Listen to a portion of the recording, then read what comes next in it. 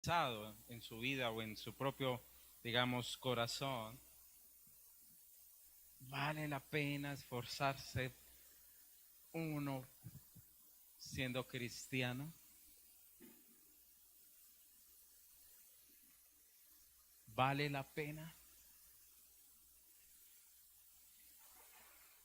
¿Cuántos no han decidido en cierta manera tirar la toalla muchas veces, decir como que ya no quiero yo más?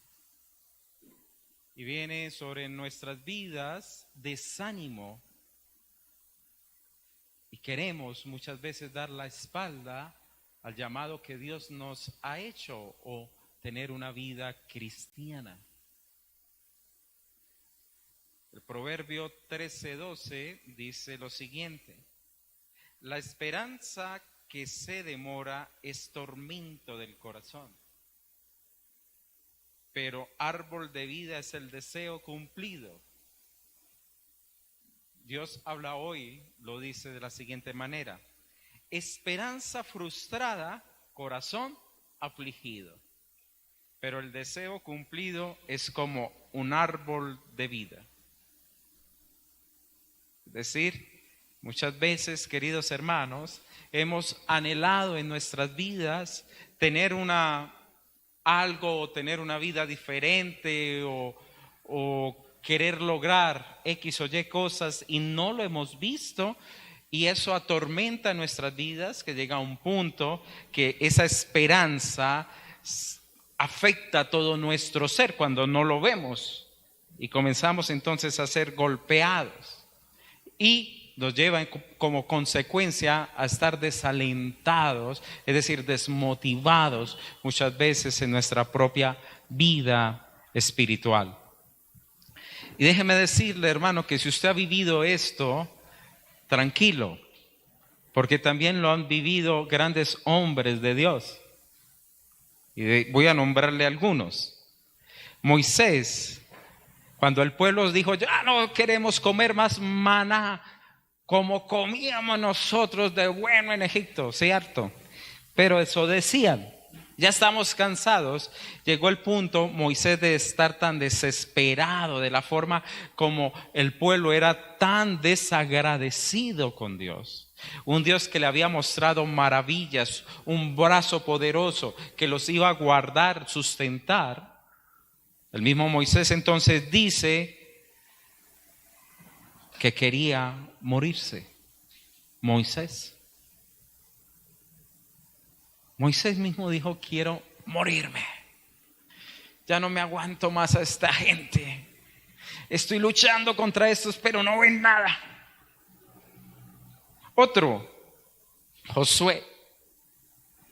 Cuando fueron vencidos por un pueblo pequeño, Jai, luego de la gran victoria que tuvieron en Jericó, le dice al mismo Señor, ojalá nos hubiéramos quedado al otro lado.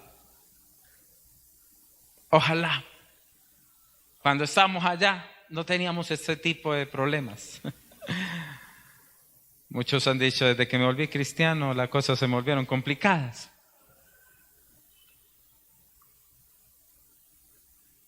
Elías, un hombre con un gran poder de Dios, dijo, Jehová, quítame la vida, porque no soy mejor que mis padres.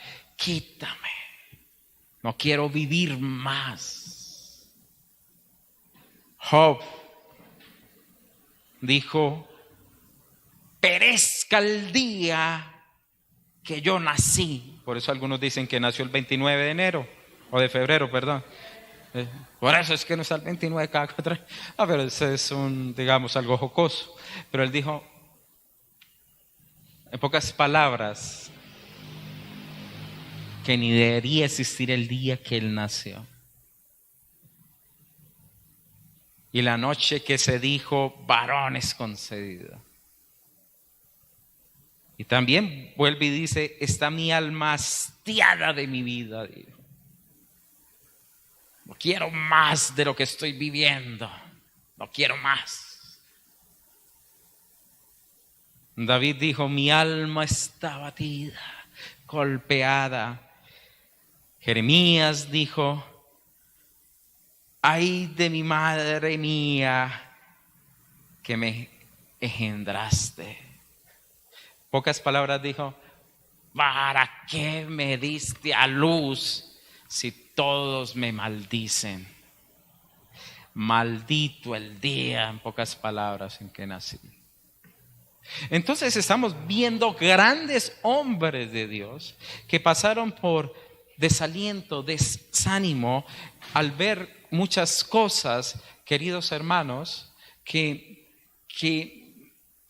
ellos anhelaban algo diferente. Por ejemplo, Moisés, un pueblo que se sometiera y anduviera con Dios. Jeremías, un pueblo que entendiese la justicia de Dios. Job quería vivir libre de todas esas sus angustias, porque en su posición se veía como un hombre justo, piadoso, que concordaba con todo lo que Dios exigía. Y un hombre que dijo lo siguiente: verdaderamente en vano he limpiado mi corazón y lavado mis manos en inocencia. En poco ha sido guardarme tanto interior como exteriormente. En poco ha sido servir y vivir para Dios. Y lo estaba diciendo un gran hombre de Dios. Le he comenzado a coger cariño a este personaje. Abran sus Biblias, por favor, y vamos a mirar cómo un hombre de Dios dice una frase de esta, Salmo 73, si son ustedes tan amables.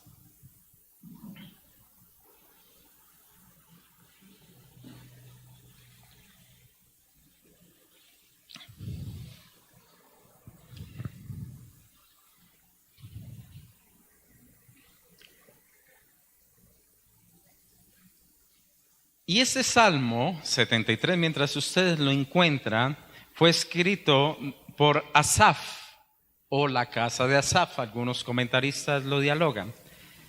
Asaf era un hombre supremamente especial. Vuelvo y le digo, hoy le estoy cogiendo cariño a Asaf. Fue el hombre usado para llevar el arca a Jerusalén. Fue el hombre que hizo una transición de pasar de tabernáculo a templo.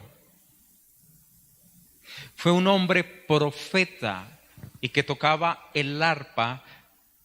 Tenía mucha revelación de Dios. Por eso los salmos desde el 73 hasta el 83, si no me equivoco, son de él, igual que el 50.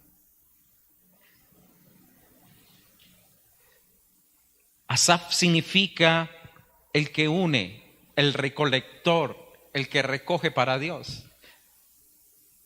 Un hombre que vio semejante gloria de Dios dijo, en vano he limpiado mi corazón y lavado mis manos en inocencia.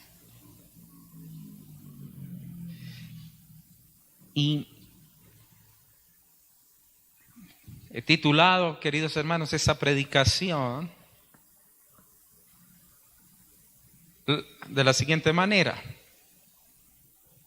como pequeña idea de un remedio.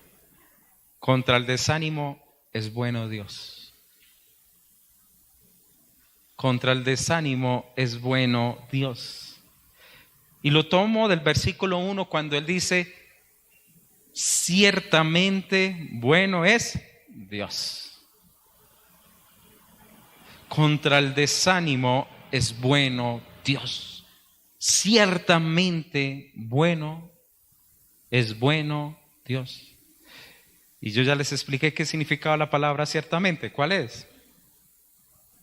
Me ponen harto cuidado, así es que me encanta, hermano. Eso me motiva a seguir estudiando la palabra. Sí, ¿qué significa ciertamente? Seguramente, eso. ¿Y cuál es la palabra entonces que se lee? ¿Cómo? ¿Quién lo dijo, por favor? Muy bien.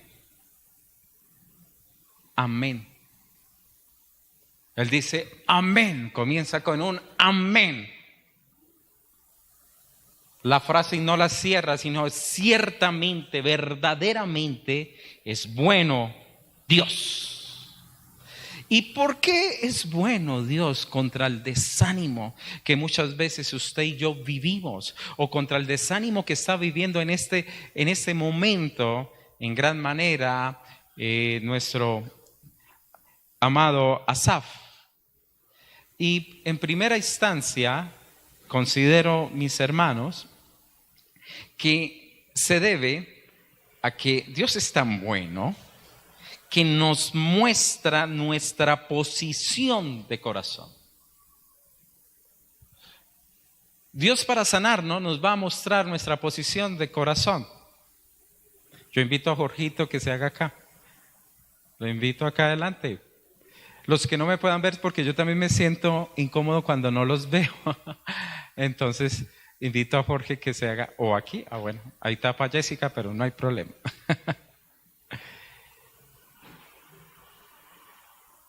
¿Y qué nos muestra? Es decir, ¿qué muestra el Señor aquí? Asaf tenía una lucha en su pensamiento. Un hombre piadoso de Dios tiene una lucha de ver que los injustos prosperan, mas los justos le va mal. Es decir, como que si la maldad triunfa en este mundo y la justicia sufre.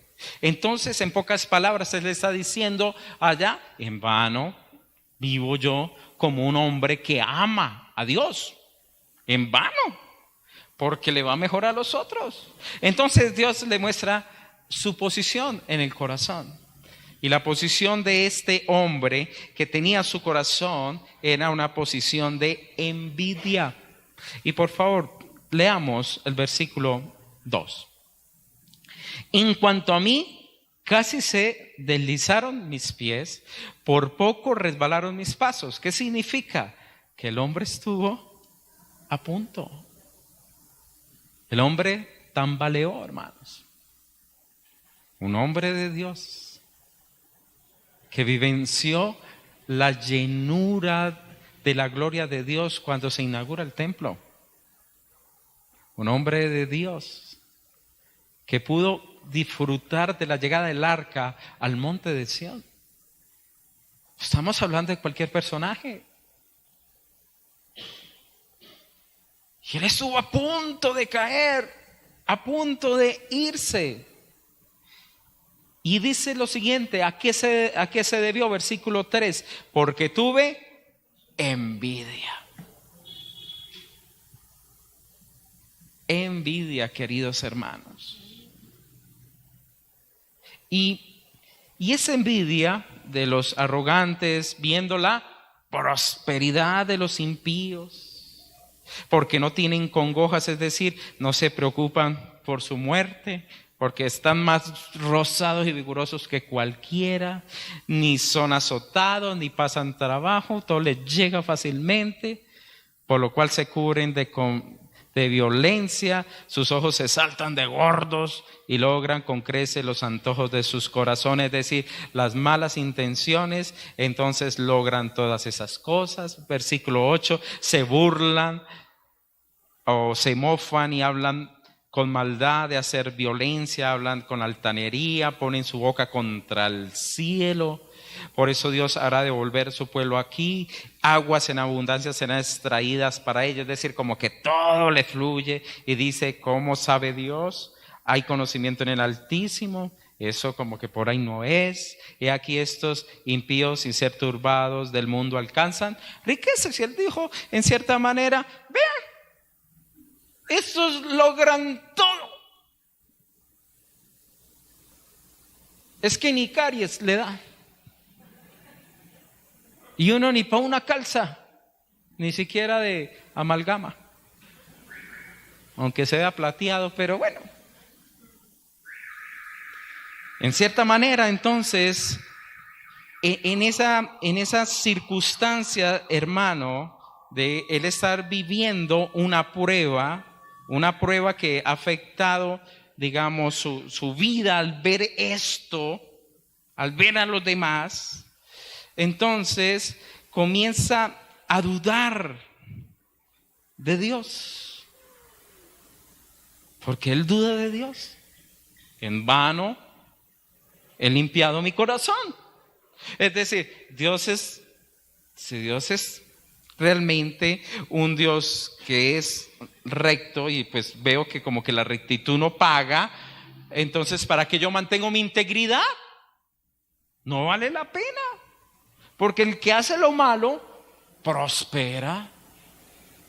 Y aquí cometemos un grave delito, queridos hermanos, porque comienza entonces a llenarse nuestra cabeza unos pensamientos que luego van a nuestro corazón y se vuelven en actos. Es decir, sentí envidia de estas personas. En pocas maneras, como que nos estimulamos a hacer lo malo para lograr lo que ellos tienen. Por eso por poco caigo. Por poco caigo. Y nuestra televisión colombiana, ¿cuáles son los programas que más rating tienen? Los que tienen que ver con narcotráfico. Porque tienen de todo, alcanzan todo, hacen lo malo y les va bien. Entre comillas. Pero van a mostrar un gran trayecto mientras que los malos le va bien, y a lo último, en los 2 últimos episodios, ahí sí lo casan y se le acaba todo. Pero los 98 episodios fue la vida buena del narcotraficante o el que hizo lo malo. Entonces,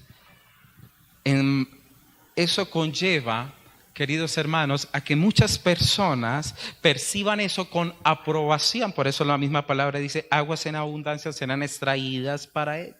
Es decir, la gente comienza a probar y a tener el favor de Dios. Hay un artículo que se llama Colombia Inconclusa, que salió hace muchos años en El Tiempo. Mostraba el pensamiento de los jóvenes de qué era éxito. Y para ellos el ser exitosos en Colombia era ser narcotraficante en primer lugar, aunque era de baja reputación. Pero para ellos era exitoso. ¿Por qué era exitoso? Porque había bienes. Segundo, para ellos, ¿qué era también exitoso? Ser político. Porque para ellos el ser político de una vez me lleno de dinero. Y pues miremos lo que sucede en Colombia. Aunque sea corrupto, pero es exitoso porque tiene dinero. Y es una estrategia, queridos hermanos, que el enemigo ha fraguado bien. Muy bien fraguado, en este caso, con el objetivo de que la gente caiga en esa trampa, porque comenzamos a tener envidia. Este tiene y yo no tengo. Comenzamos a compararnos y comenzamos a medir, como este tiene más, como que el favor de Dios está con este hombre. Como que el favor de Dios va ahí. Le preguntaron a Sócrates, el filósofo, ¿qué es lo que más aflige a los hombres? Y este hombre responde, a los buenos hombres, la prosperidad de los malos. A los malos hombres, la prosperidad de los buenos.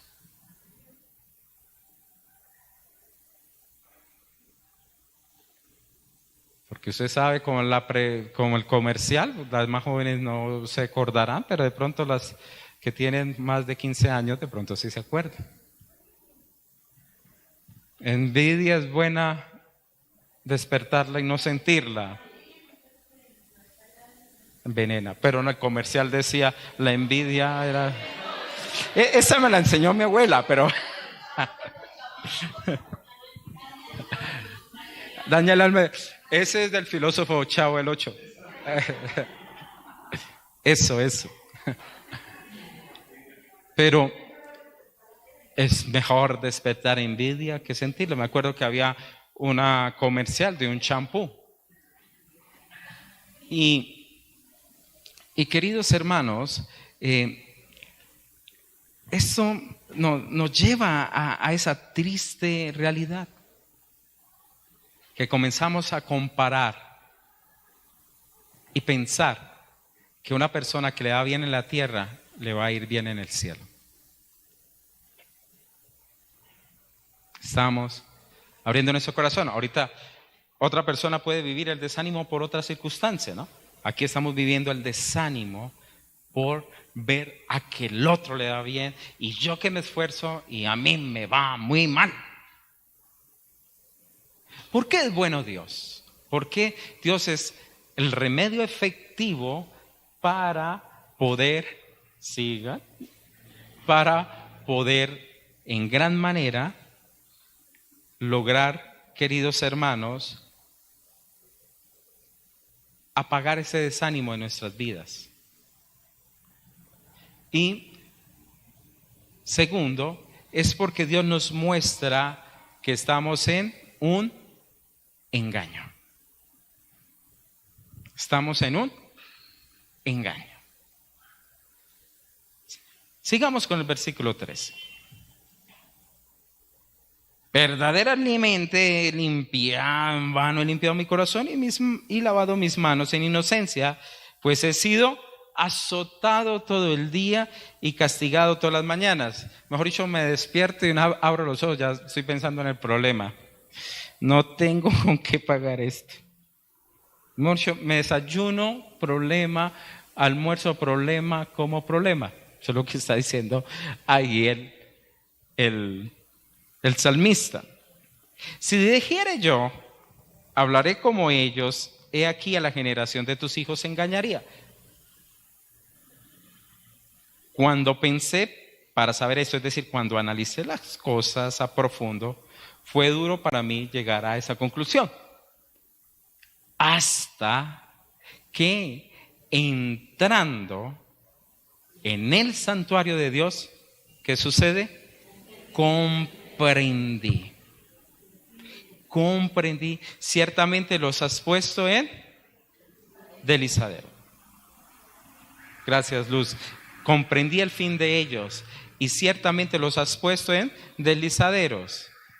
¿Qué es deslizarse? Un deslizadero. Donde cae uno y que uno ya no puede. ¿Se han visto en esas montañas que colocan un plástico con jabón y la gente tira? Y por más que quieran agarrarse abajo, ¿cierto? Entonces él comprendió algo.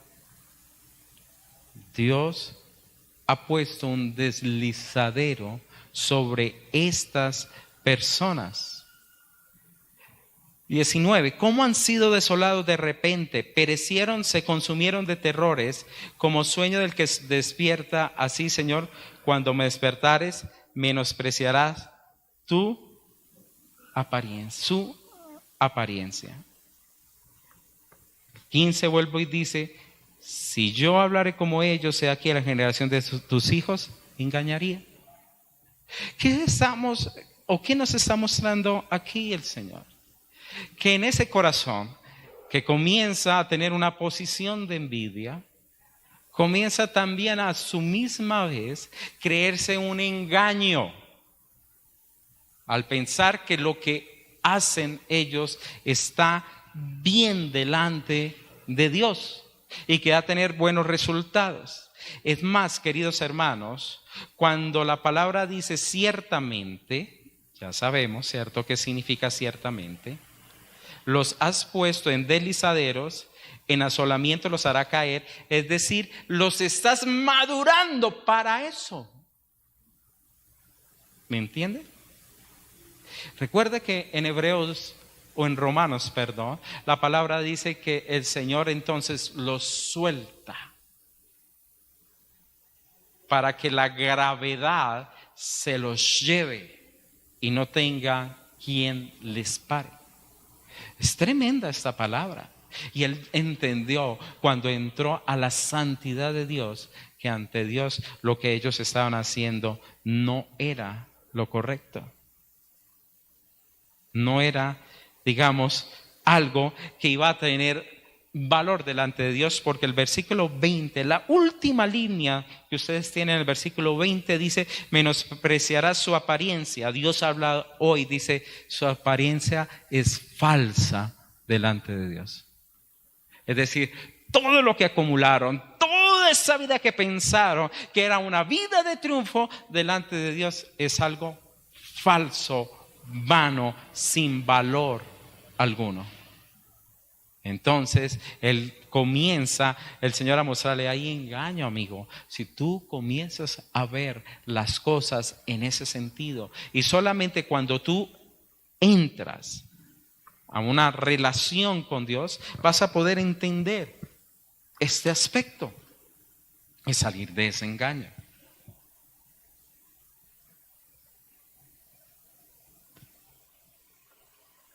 Es que a veces, queridos hermanos, no es fácil cuando pasamos por pruebas.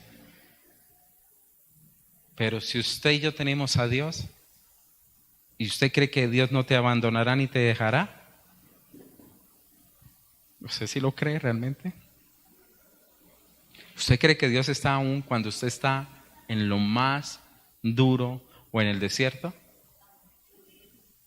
Entonces, no en vano usted está pasando lo que está pasando, hermanos. Dios nos está puliendo. Y les voy a leer más tarde algo que escribió un hombre en el año 1600. Qué tesoro el que me hallé. ¿Por qué es bueno Dios contra el desánimo?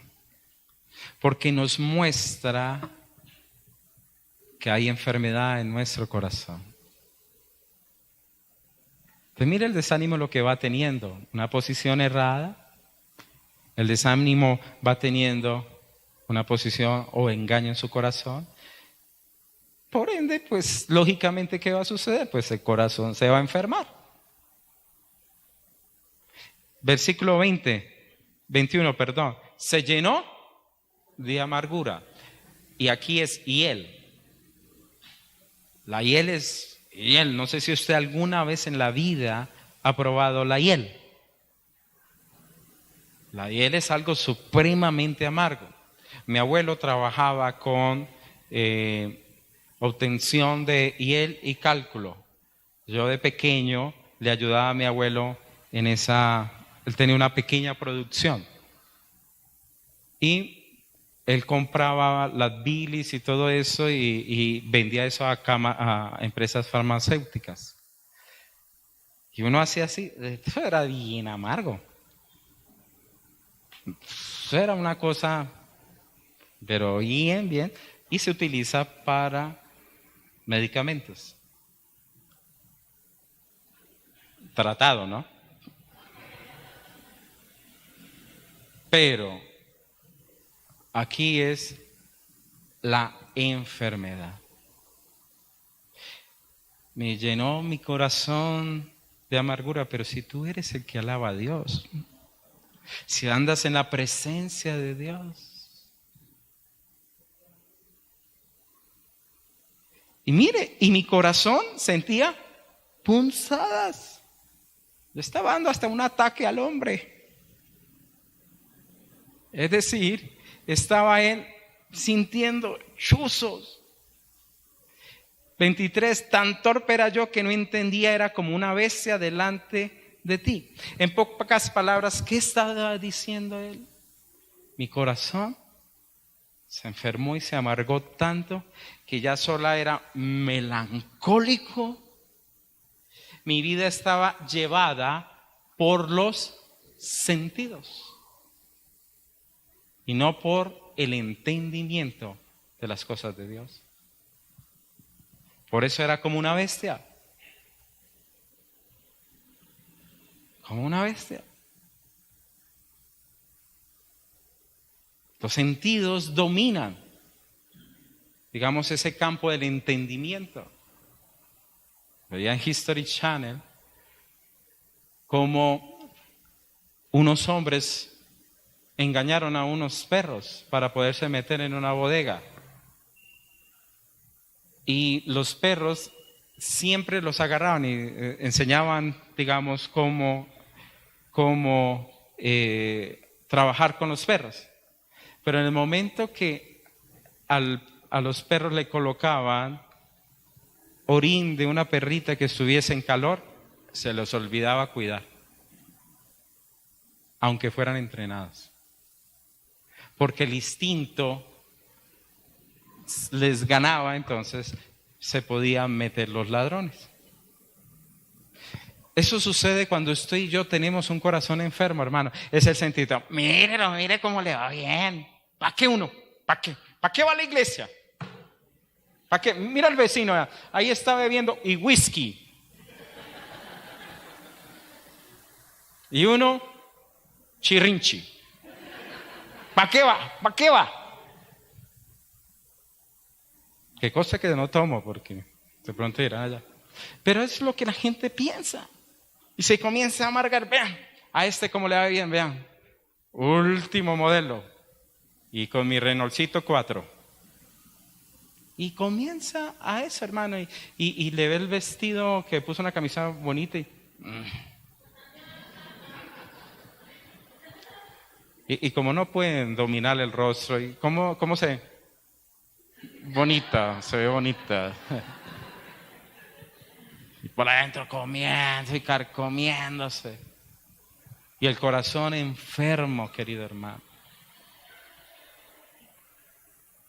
Entonces, le lleva a conocer eso, que es una vida testaruda. Es como la bestia que no mira el futuro, que está viendo solamente el ahora. Y no está viendo lo que viene de parte de Dios. Es decir, su vida y su mundo es el hoy. No tiene más mirada. Y Dios estaba invitando a que ese corazón mirara más allá. Un corazón enfermo solamente mira el hoy.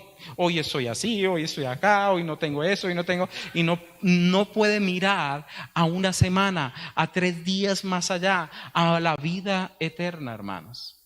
No puede mirar porque está aferrado al hoy. Al hoy no más.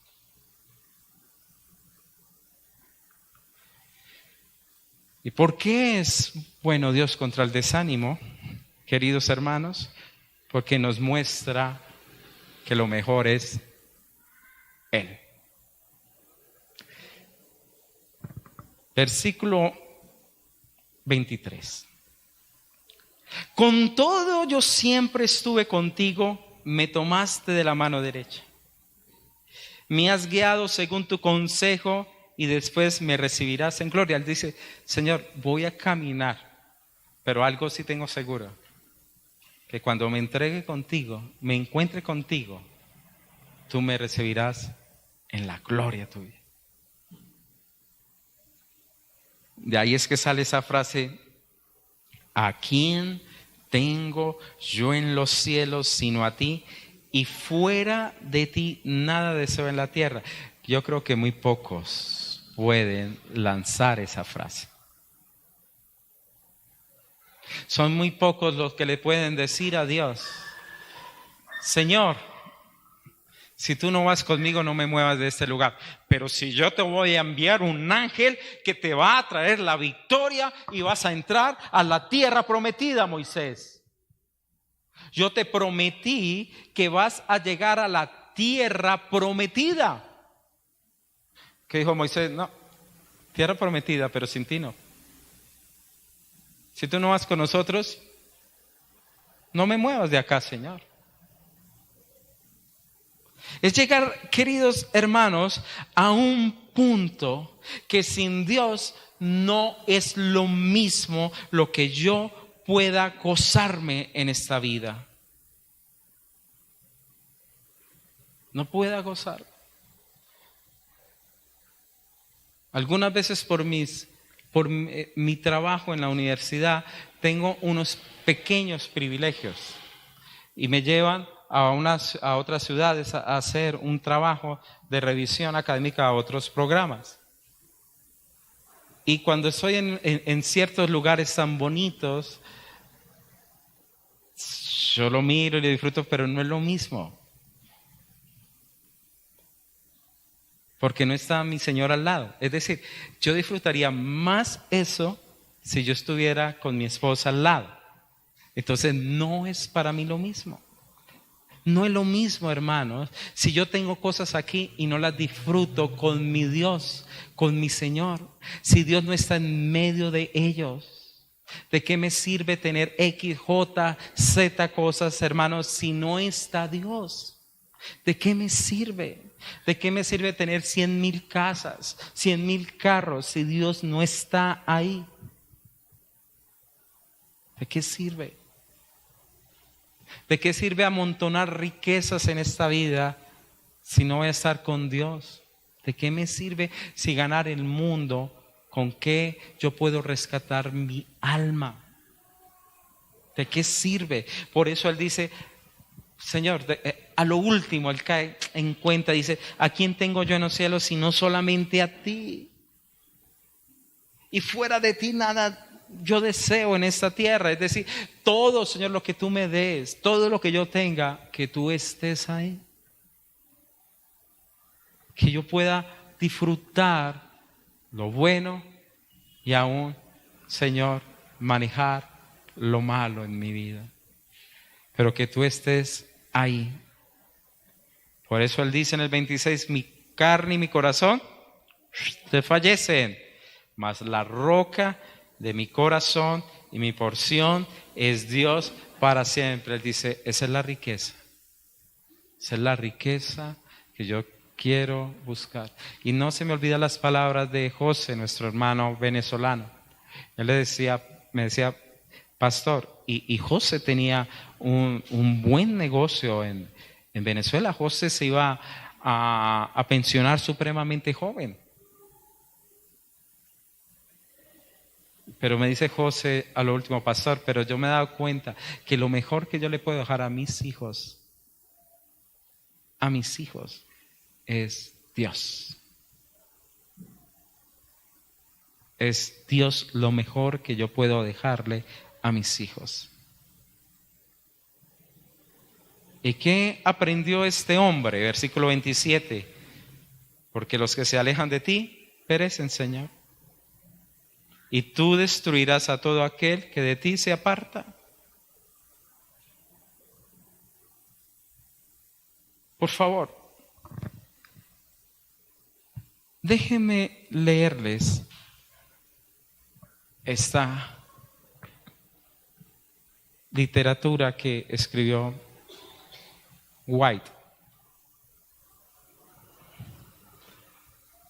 Pongan harto cuidado, se los solicito, porque es tan lindo, es tan profundo esto. Cierto ermitaño se sentía tentado y totalmente insatisfecho respecto a la providencia de Dios, es decir, cómo Dios proveía para él. Y resolvió ir andando de un lugar a otro hasta que pudiera hallar algo que le satisficiera. Pronto se le unió un ángel en forma de hombre y fue caminando con él, contándole que era un enviado de Dios para satisfacerle respecto a sus dudas sobre la providencia. La primera noche se alojaron en la casa de un santo varón y pasaron el rato en pláticas sobre el cielo y las alabanzas a Dios y disfrutaron mucho con un gran sentimiento de libertad y de gozo. A la mañana, cuando partieron, el ángel se llevó consigo una copa de oro que tenía este hombre.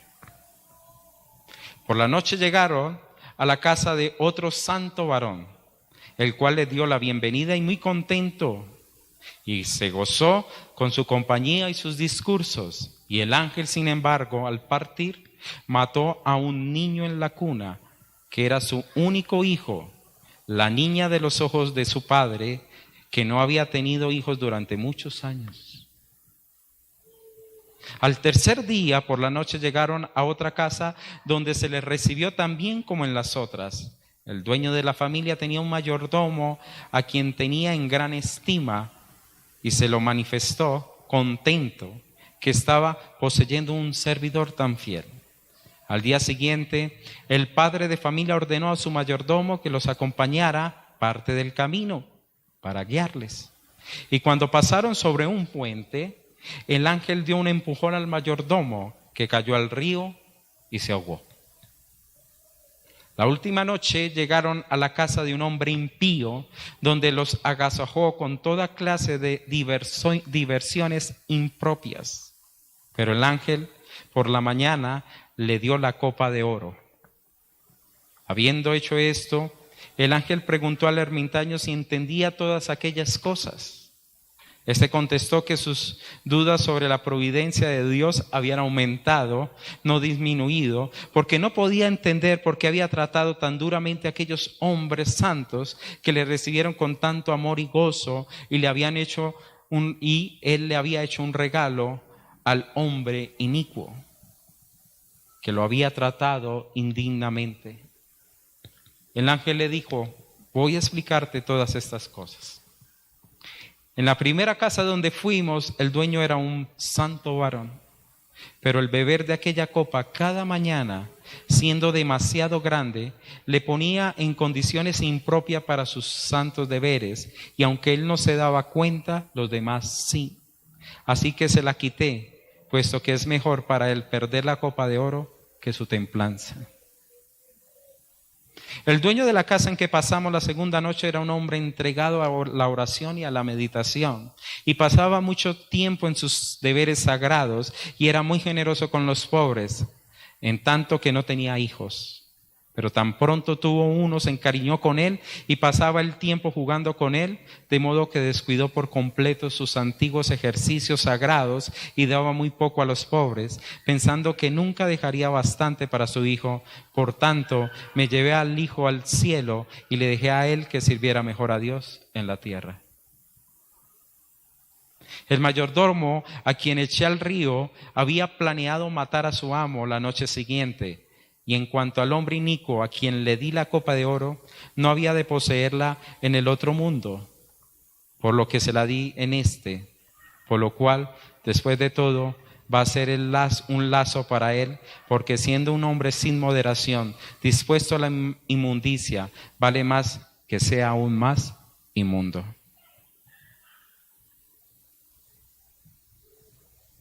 Lo pone a uno a pensar. Lo pone a uno a pensar. Dios es un Padre indulgente con los santos a quienes más aflige, y cuando pone a los inicuos en las alturas, estas son resbaladizas y su prosperidad es su ruina. Thomas White.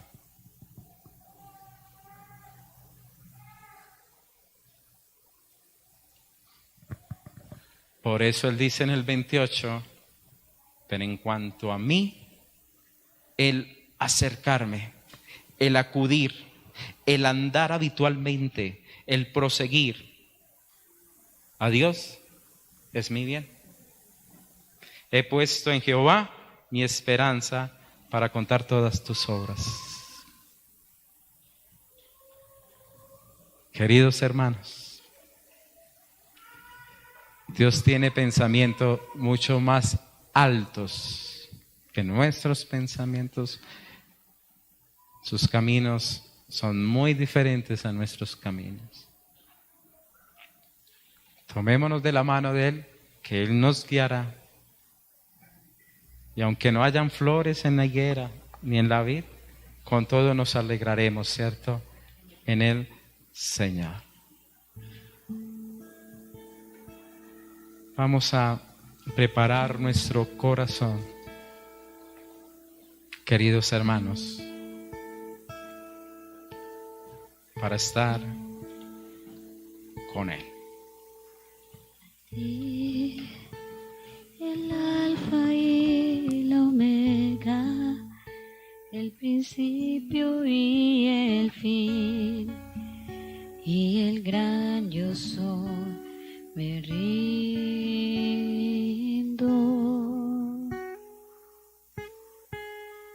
a ti, el Todopoderoso, el que es y que será, y el gran yo soy, me entrego.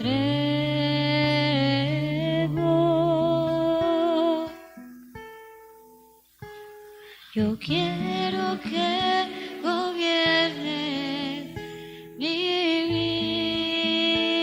vida, me doy en sacrificio a ti.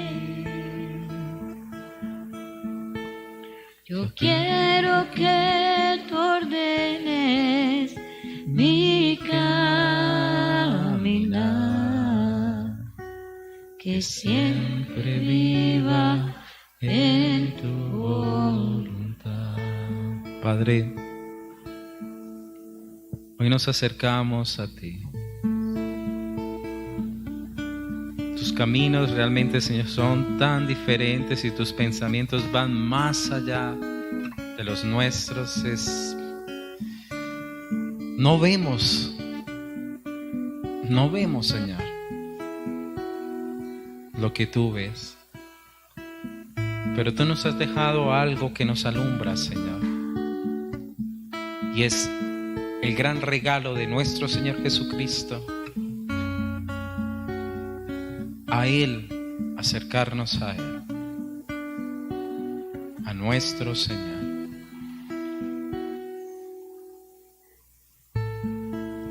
Examina, oh Señor, nuestros corazones. Muestra, Señor, nuestras vidas en todo su interior.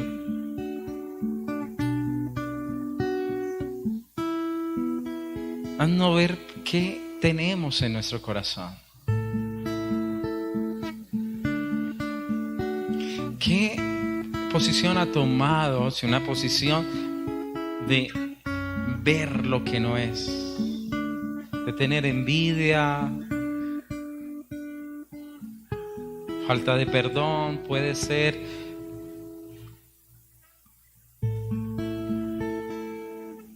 de vernos a nosotros mismo, Señor, como ser cristiano, algo que no vale la pena, porque ver de pronto a aquella persona que te causó daño bien, o de pronto tú trabajas honestamente y estás escaso, mientras que otros que hacen lo malo están mucho mejor.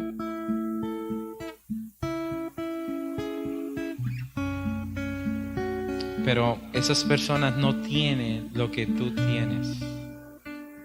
Que tu porción es Dios. Perdónanos, Señor, cuando hemos levantado frases o hemos pensado en nuestro corazón y hemos sido, Señor, toscos y duros contigo. Cuando hemos menospreciado la sangre de tu Hijo, cuando hemos menospreciado la verdad del Evangelio, cuando hemos querido, Señor, hacer lo nuestro y no dejar, Señor, que tú nos dirijas, porque hemos tenido la posición, ¿por qué ellos y por qué yo no?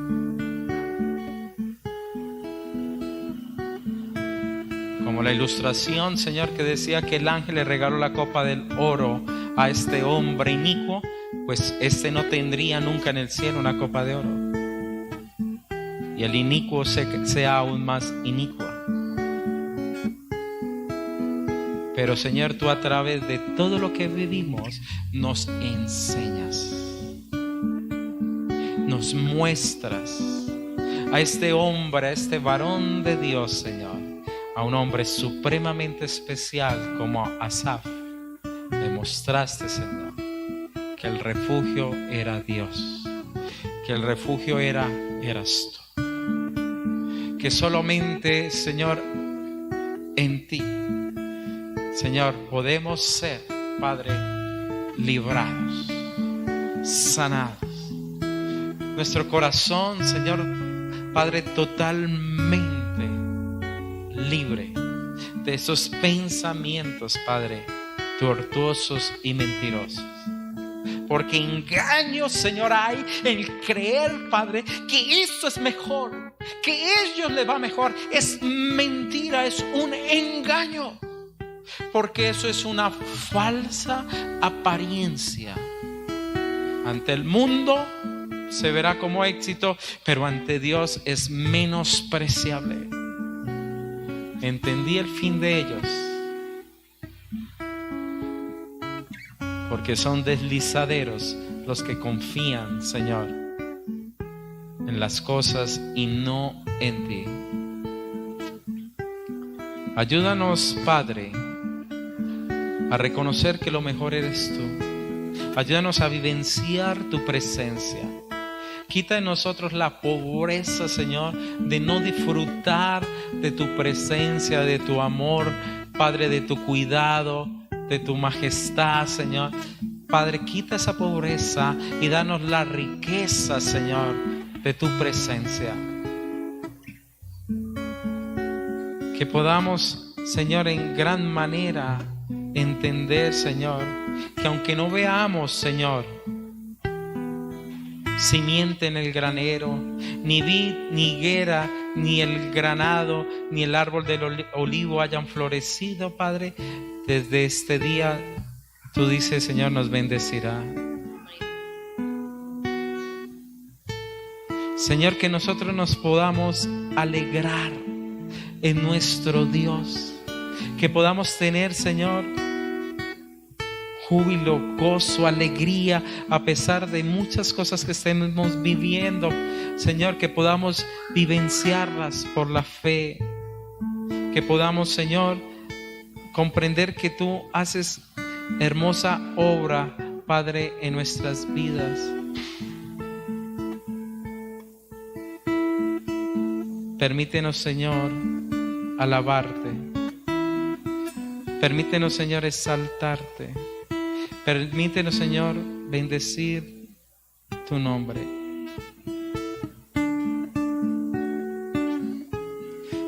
Permítenos, Señor, saber que nuestra mayor porción, Señor, eres tú. Aunque la higuera no florezca, ni en las vides haya fruto, aunque falte el producto del olivo y los labrados no den mantenimiento, y las ovejas sean quitadas de la majada y no hayan vacas en los corrales, con todo yo me alegraré en Jehová, me gozaré en el Dios de mi salvación. Jehová es el Señor. Él es el Señor, mi fortaleza, el cual hace mis pies como de ciervas y en las alturas me haces andar. Permíteme, Señor, acercarnos a ti para poder luego, Señor, contar todas tus obras.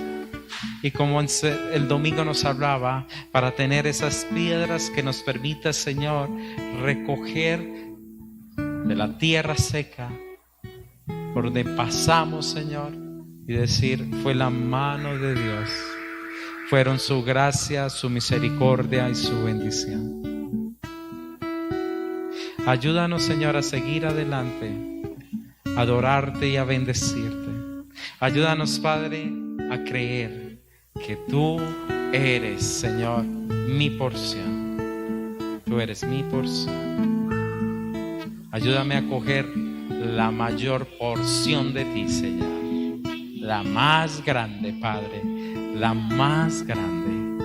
Para estar, Señor, y disfrutar contigo. Y quitarse de mi corazón, Padre, tantos sentimientos que nos enferman, que nos entristecen, que nos llevan cautivos, que nos traen amargura y punzadas al corazón, Señor. Y nos hacen pensar como manera de inicuo, Señor. En el nombre de Jesús. Vamos a decirle: yo quiero que gobiernes mi vida. Mejor sacrificio.